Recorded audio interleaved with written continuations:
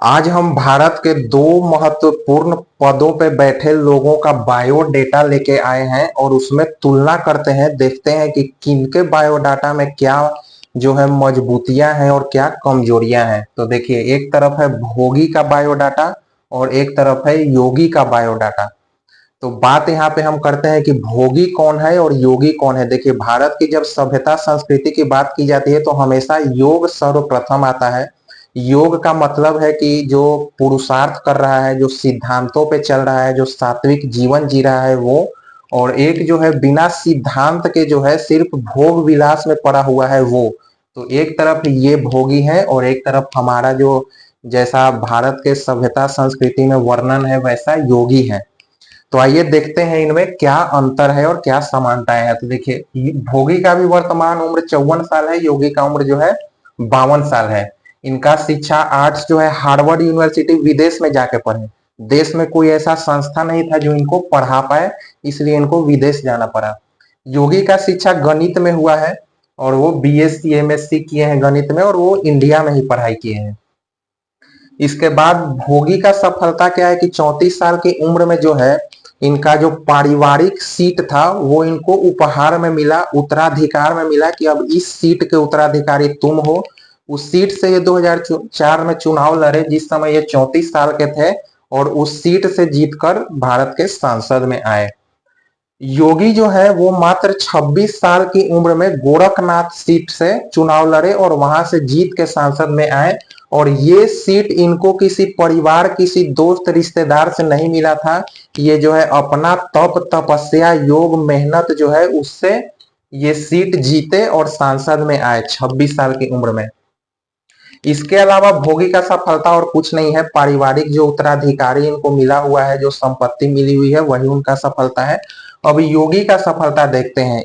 इसके अलावा ये 22 की उम्र में जो है गोरखनाथ पीठ के महंत घोषित किए गए थे। उस टाइम महंत नहीं बने थे क्योंकि जब वहां के जो वर्तमान महंत थे उस समय के गोरखनाथ, वो जिनका जब मृत्यु हुआ 2004 में तब ये महंत घोषित हुए।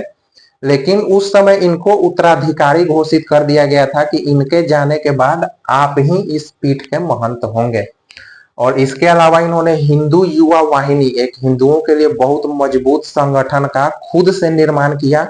इन्होंने इस संगठन का निर्माण किया था जो यूपी में हिंदुओं की सुरक्षा के लिए काफी काम किया। इसके अलावा 2017-2022 में ये चीफ मिनिस्टर रहे उत्तर प्रदेश के। इसके अलावा 2014, 2019 और 2024 में भारतीय जनता पार्टी की सफलता में बहुत बड़ा योगदान है। और इनका जो है 2014, 2019 और 2024 में कांग्रेस की विफलता में बड़ा योगदान है इन भोगी का।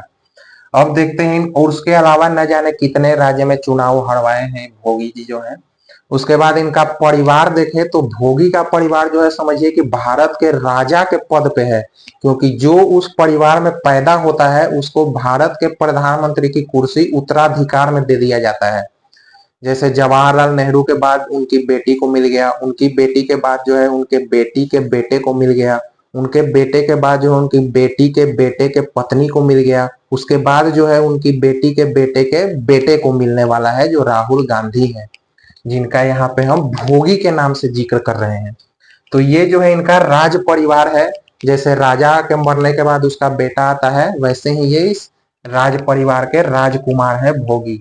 समर्थन इनके पास विदेशों का बहुत समर्थन है भोगी के पास, विदेश में ये एकदम स्टार है। और जो योगी है इनका समर्थन देखते हैं, इनके पास कोई उत्तराधिकार नहीं है। इनका परिवार जो है ना तो राजनीति में था, ना कोई बहुत बड़ा संपत्ति वाला था जो इनको कोई 1000 करोड़ का संपत्ति दे दिया हो, कुछ भी नहीं है इनके पास। आम जनता जो है वही इनका समर्थक है और उसी के समर्थन के बदौलत जो है इनको ये सारी सफलताएं मिली हैं। इनके पास संपत्ति में अपना कुछ नहीं है। और उद्देश्य जो अभी गोल है भोगी का वो है प्रधानमंत्री की कुर्सी। किसी भी तरह से प्रधानमंत्री की कुर्सी पे भोगी पहुंचना चाहता है। और योगी का जो है उद्देश्य है वो है यूपी की सेवा। वो बार बार कहते हैं कि यूपी को जो है सुरक्षित राज्य बनाना है, उसमें बहुत हद तक उन्होंने सफलता भी प्राप्त की है। उसके साथ ही वो सीधा बोलते हैं कि यूपी को $1 ट्रिलियन की इकोनॉमी बनाऊंगा। तो यूपी का सेवा का उनका लक्ष्य है वर्तमान में और इनका लक्ष्य है प्रधानमंत्री की कुर्सी। इसके अलावा देखते हैं कि इनके जो है पीछे क्या क्या लगा हुआ है, कौन कौन किस तरह का समर्थक लगा हुआ है और इनके पीछे क्या लगा हुआ है। तो जैसा आप परिवार में भी देखा, इनके पीछे का जो परिवार है, जो भी पूर्वज है, उनके पास इतना ताकत नहीं था कि इनको कोई दे दे कि आप जाइए इस सीट से हम आपको जो है सांसद घोषित कर दिए या प्रधानमंत्री घोषित कर दिए। तो इनका जो है पीछे से भी समर्थन उतना मजबूत नहीं है। और जो भोगी का समर्थन है, इनके पास विदेशी ताकत बहुत ज्यादा है। विदेश के लोग कहते हैं कि नहीं, तुम ही भारत का प्रधानमंत्री बनो, तुम्हारे पास ही काबिलियत है। इसके अलावा इनका जो है इमेज बिल्डिंग में, जो अभी वर्तमान राजनीति में जो है छवि को बनाना बहुत महत्वपूर्ण चीज हो गया है। तो इनके इमेज बिल्डिंग में कई बड़ी बड़ी प्राइवेट कंपनियां लगी हुई हैं जो इनको बोलती हैं कि आप ऐसे करिए, वैसे करिए, ये बोलिए, वो बोलिए। जैसा आपने देखा होगा कि ये पहले फटा कुर्ता पहन के चलते थे, उसके जगह अब ये टी शर्ट पे आ गए। पहले दाढ़ी बढ़ा के घूमते थे, उसके जगह पे अब इन्होंने अपना दाढ़ी छोटा करवा लिया। तो ये सारी चीजें, पहले ये कुर्ता पे जनेऊ पहनते थे, लेकिन अब जनेऊ को भूल के ये अन्य जातिवादी चीजों में आ गए। तो ये सारी चीजें जो है इमेज बिल्डिंग कंपनी जो लगी हुई है इनके पीछे, वो करवा रही है। उसके अलावा जो है इनका ताकत यही है, इनका परिवार इनका ताकत है, राजा का परिवार है। इनका सीधा कहना है कि राजा का बेटा राज करेगा और प्रजा जो है उसकी सेवा करेगी। तो सिद्धांत ये कांग्रेस में आप सीधा देख रहे हैं कि जो जिसको पार्टी ज्वाइन करना है ज्वाइन कर लीजिए, पूरा भारत के लोग कांग्रेस ज्वाइन कर लीजिए, पूरी दुनिया के लोग कांग्रेस ज्वाइन कीजिए, लेकिन जो राजा का पद है उस पे तो सिर्फ राजा का बेटा ही रहेगा। आपको जो है राजा का सेवा करना पड़ेगा। तो ये इनका सिद्धांत है। और इनका जो है प्राइवेट लिमिटेड पार्टी है कांग्रेस पार्टी, जिसका लक्ष्य है कि इनके परिवार के लोगों को जो है प्रधानमंत्री की कुर्सी या कहिए कि राजा की कुर्सी, उस पे जो है इनको भेजते रहे। तो ये मैंने सीधे जो सारे चीज मैंने लिखा है, ये सारा चीज फैक्ट है। ये सत्य है कि 54 साल के उम्र तक ये भोगी देश के लिए इनका योगदान जीरो है। इनका सिर्फ यही योगदान है कि ये खुद को प्रधानमंत्री बनाने के लिए कितनी मेहनत किए हैं। इसके अलावा ये देश को आगे बढ़ाने के लिए कोई मेहनत नहीं किए हैं। ये विदेशों से पढ़ के आए, ना तो शिक्षा के क्षेत्र में इनका कोई योगदान है। इनको पढ़ाने वाला जो है शिक्षक भारत में नहीं मिल पाया। ये विदेश से पढ़ के आए थे। तो जिन राज्यों में कांग्रेस की सरकार है, उन राज्यों के सरकारी स्कूलों में इनको कम से कम गेस्ट लेक्चर में जाना चाहिए था। शिक्षकों को ट्रेनिंग देना चाहिए था कि देखिए हम विदेश से ये पढ़ के आए हैं, ये सीखे हैं। वो भी ये नहीं कर रहे हैं। जब ये सांसद बने अमेठी के, तो वहां पे भी इन्होंने कोई काम नहीं किया। जिस तरह से उत्तराधिकार में इनको ये सीट मिला था, उसी तरह से ये चलते रहे। यही कारण है कि उस उत्तराधिकार वाले सीट पे भी इनको हार का सामना करना पड़ा।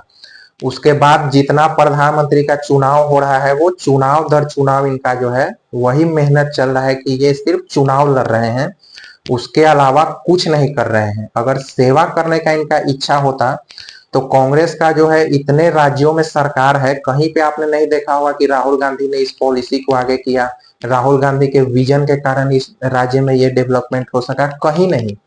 तो देश में इनका योगदान जीरो है। देश की तरक्की में, अपना जो है परिवार की तरक्की में इनका पूरा योगदान है। इसीलिए एक भी जो है ये चुनाव मिस नहीं करते हैं, बाकी सारा काम ये मिस कर जाते हैं। जितना भी ये वादा करते हैं, सारे वादे भूल जाते हैं, लेकिन चुनाव नहीं भूलते हैं। तो यही, और योगी का जो है इनका योगदान आप देखिए, उत्तर प्रदेश को बनाने में कितना बड़ा योगदान है, हिंदुओं की रक्षा में कितना बड़ा योगदान है। खुद एक संगठन जो है ग्राउंड लेवल से ऊपर तक पूरा संगठन तैयार किया इन्होंने अपने मेहनत से। तो ये कुछ मैंने कुछ शब्दों में, सीधे शब्दों में बताया है। सारी जो चीजें हैं वो सच्चाई है। तो उम्मीद है आपको ये वीडियो अच्छा लगा होगा, आपको ये बातें समझ में आई होगी। तो इस योगी और इस भोगी के जीवन में आपको कौन सा जीवन पसंद है, वो आप चुन सकते हैं। तो आज के वीडियो में इतना ही, मिलेंगे फिर अगले वीडियो में। तब तक के लिए धन्यवाद। जय हिंद, जय भारत।